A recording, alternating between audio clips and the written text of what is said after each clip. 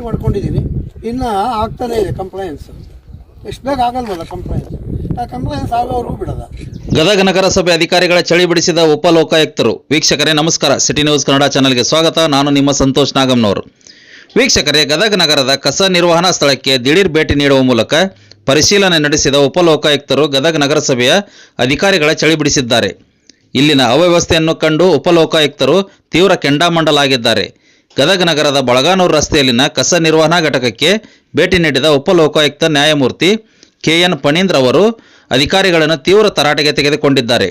ಸರ್ಕಾರದ ಬಳಿ ಹಣ ಇಲ್ಲ ಅಂದರೆ ಹೇಳಿ, ನಾನು ಸರ್ಕಾರದಿಂದ ಹಣ ಮಂಜೂರು ಮಾಡಿಸುವೆನು. ಕಳೆದ 13 ವರ್ಷಗಳಿಂದ ಇದೇ ರೀತಿಯ ಅವ್ಯವಸ್ಥೆ ಇದೆ ಎಂದರೆ ಇಲ್ಲಿ ನೀವು ಏನು ಕೆಲಸ ಕಾರ್ಯ ಮಾಡುತ್ತಿದ್ದೀರಿ ಎಂದು ಅಧಿಕಾರಿಗಳ ವಿರುದ್ಧ ತೀವ್ರ ಅಸಮಾಧಾನ ವ್ಯಕ್ತಪಡಿಸಿದರು.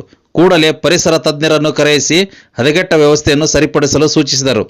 ಯುದ್ಧೋಪಾಯದಲ್ಲಿ ಇಲ್ಲಿನ ಕೆಲಸ ಮಾಡಿಸಬೇಕು, ಇಲ್ಲದಿದ್ದರೆ FIR ಮಾಡಿ ನಿಮ್ಮ ವಿರುದ್ಧ ಸೂಕ್ತ ಕ್ರಮ ಕೈಗೊಳ್ಳಲಾಗುವುದು ಎಂದು ಖಡಕ್ ಎಚ್ಚರಿಕೆ ನೀಡಿದರು. ಗದಗ್ ನಗರಸಭೆಯ ಆಡಳಿತ ಅಧಿಕಾರಿಗಳು ಆದ ಗದಗ್ ಜಿಲ್ಲಾ ಕಾರ್ಯನಿರ್ವಾಹಕ ದಂಡಾಧಿಕಾರಿ CN ಶಶಿಧರ್, ಪೌರಾಯುಕ್ತ ರಾಜಾರಾಮ್ ಪವಾರ್ ಹಾಗೂ ಪರಿಸರ ಅಭಿಯಂತರ ಆನಂದ್ ಬದಿ ಇವರ ವಿರುದ್ಧ ಉಪ ಲೋಕಾಯುಕ್ತರ ನ್ಯಾಯಮೂರ್ತಿ KN ಫಣೀಂದ್ರ ಇವರು ತೀವ್ರ ಆಕ್ರೋಶ ವ್ಯಕ್ತಪಡಿಸಿದರು. ವರದಿಯನ್ನು ನೀಡಿದವರು ಚಂದ್ರಶೇಖರ್ ಸೋಮಣ್ಣವರು. ಮಳೆ ಬಂದ್ರೆ ಹೋಗಿದೆ ಆ ಕಡೆಗೆಲ್ಲ.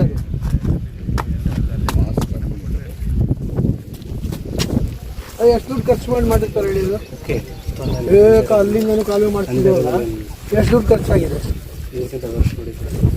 ಕೇಳ್ತೀನಿ ನಾನು. ಇದಕ್ಕೆ ಎಷ್ಟು ಖರ್ಚು ಮಾಡಿದ್ದೀರಾ, ಏನು ಮೇಂಟೆನೆನ್ಸ್ ಮಾಡಿದ್ದೀರಾ ಇದು ಕೇಳ್ತೀನಿ.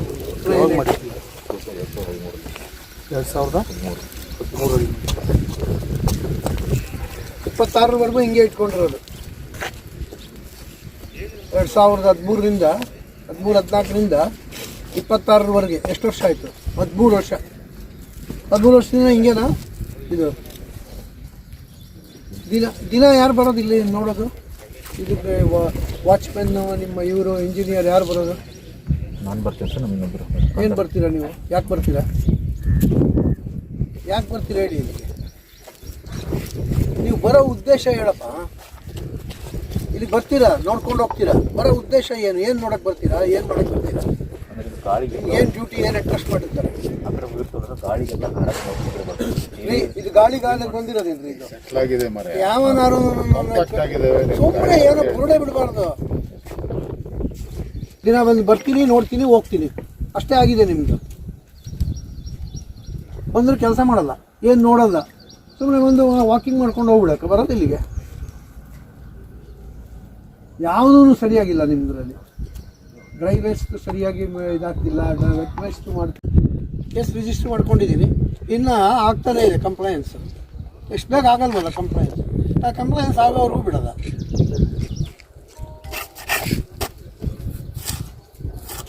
ನೀವು ಈ ಕರೆಯಾಗಿ ಸ್ಟ್ರಿಕ್ಟಾಗಿ ಕ್ರಮ ತಗೊಂಡಿದ್ರೆ ನಾನು ನಿಮ್ಮ ಮೇಲೆ ಕ್ರಮ ತಗೋತೀನಿ.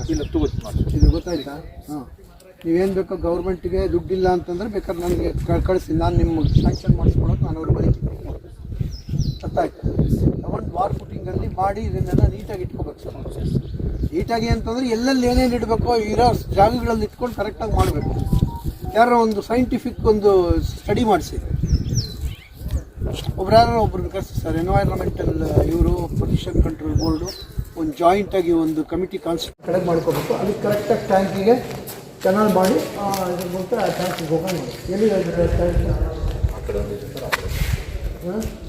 ಟ್ಯಾಂಕ್ ಗೋಡೆ ಆ ಕಡೆನಾ? ಎಷ್ಟು ಮ್ಯಾನುಫ್ಯಾಕ್ಚರ್ ಮಾಡ್ತೀರಪ್ಪ ಗೊಬ್ಬರ? ಒಂದು ದಿವಸಕ್ಕೆ ಎಷ್ಟಾಗುತ್ತೆ? ಒಂದು 50 ಚೀಲ. 50 ಚೀಲ ಒಂದು ದಿನಕ್ಕೆ. ಇದೆಷ್ಟು ಖಾಲಿ ಆಗುತ್ತೆ? ಇದು ಒಂದು 20ರಿಂದ 30 ಚೀಲ ಆಗಬೇಕು ಅಂತಂದರೆ ಎಷ್ಟು ಲಾರಿ ಲೋಡ್ ಖರ್ಚಾಗುತ್ತೆ? ಒಂದು 20ರಿಂದ 30 ಟ್ರ್ಯಾಕ್ಟರ್ಗಳು ಸಂಬಂಧ ಆಗ್ತದೆ ಸರ್. ಅದನ್ನ ಪಾನಿಸಿ ಹತ್ತ ಬಂದಾಗ ಚೀಲ ತುಂಬಿದಂಗೆ ಆಗುತ್ತೆ. 50 ಚೀಲದಿಂದ ಒಂದು ವೆಟ್ ವೇಸ್ಟ್ ತರ್ತಾರಲ್ಲ, ಅದು ಎಷ್ಟು ಖರ್ಚಾಗುತ್ತೆ? ಇದು ಲಾರಿ